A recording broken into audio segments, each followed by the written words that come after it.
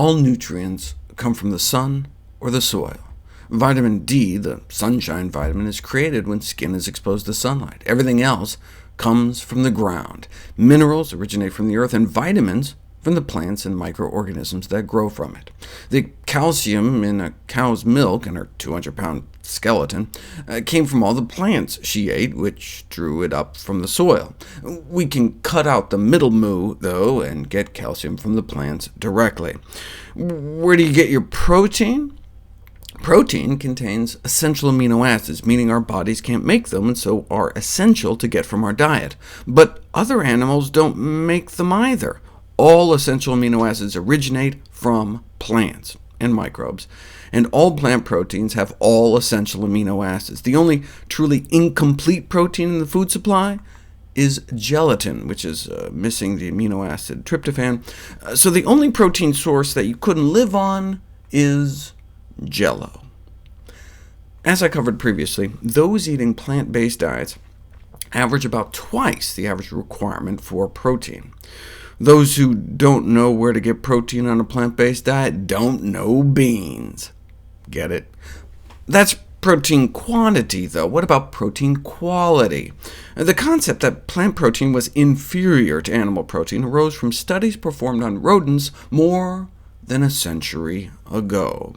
Scientists found that infant rats don't grow as well on plants, but infant rats don't grow as well on human breast milk either.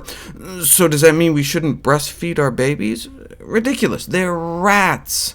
Rat milk has 10 times more protein than human milk, because rats grow about 10 times faster than human infants.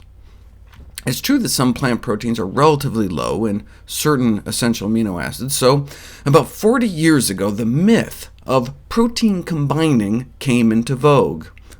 Literally, the February 75 issue of Vogue magazine. The concept was that we needed to eat complementary proteins together, for example, rice and beans, to make up for their relative shortfalls.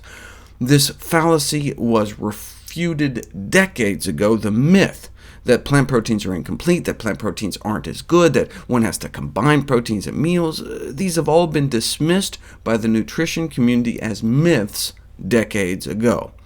But many in medicine evidently didn't get the memo.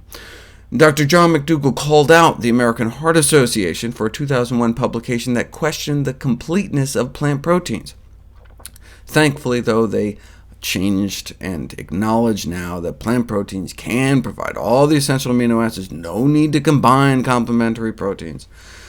It turns out our body is not stupid. It maintains pools of free amino acids that can be used to do all the complementing for us, not to mention the massive protein recycling program our body has. Some 90 grams of protein is dumped into the digestive tract every day from our own body to get broken back down and reassembled, so our body can mix and match amino acids to whatever proportions we need, whatever we eat, making it practically impossible to even design a diet of whole plant foods that's sufficient in calories but deficient in protein.